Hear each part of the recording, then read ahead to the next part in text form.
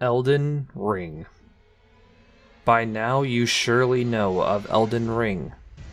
You've played it, you've thought about playing it, or you know someone that has played it. Once in a blue moon, a game comes along that defines a generation of gaming and proliferates the conversation on a massive scale. I don't believe there's much doubt at this point that Elden Ring is that game. I'll admit that when I first started playing Elden Ring, I had my doubts about its star power in an already stacked year of gaming releases, and I'm not afraid to admit that I had it all wrong. Nothing in Elden Ring is unintentional. Every little piece of the game lends itself to the bigger picture. Characters look the way they do for a reason.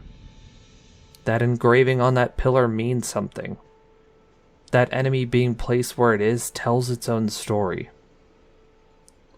Secrets are plenty in the game, and those bold enough to seek them out, rewarded with items, equipment, and lore that can easily be missed, making everyone's experience a little bit different. It's no surprise that Elden Ring has cemented its place in the best game of all-time conversation for years and years to come. One thing that Elden Ring does so well is balance its narrative with its gameplay, a staple of From Software games. A rich narrative is woven around you, and your adventure both tells the story and allows you to write the rest of it for yourself. From the very beginning to the very end, every story beat lays itself at your feet for you to interpret how you want. You're given options, quests, moral dilemmas throughout the game that change that story for you. That's part of the reason that everyone has a different story to tell about Elden Ring. They carved their own path and made their own decisions on their way to becoming Elden Lord. It makes the player feel that the story is their own, and also lends itself to being shared with others. Players want to hear and see others' experiences with the game. At its peak on release day, Elden Ring saw over 900,000 individual viewers across 24,000 individual streams. Since then, it continues to dominate the charts, competing a month later in viewership with the likes of GTA 5, Valorant, Fortnite, and League of Legends. Elden Ring is going to continue to be a massive force for years to come, with the realistic prospect of things like DLC, sequels, and more certainly being on the table. I, for one, will be the first in line at the bookstore, if and when they release a novelization.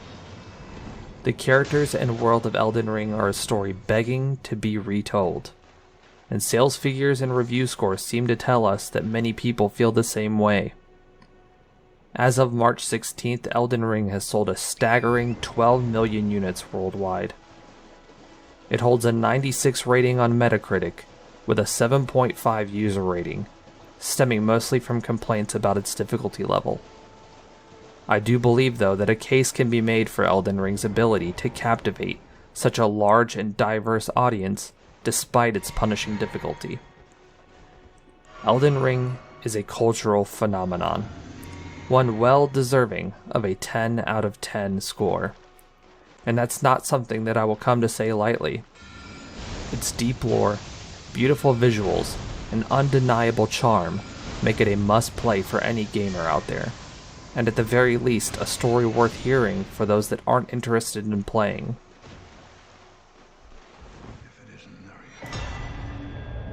And that's it for our review of Elden Ring. If you like this video and want to know more about the world of Elden Ring, I cannot recommend the Lore Explained video by the Ashen Hollow enough. Thanks for listening, and don't forget to like, subscribe, and turn on notifications for more content in the future. Thank you.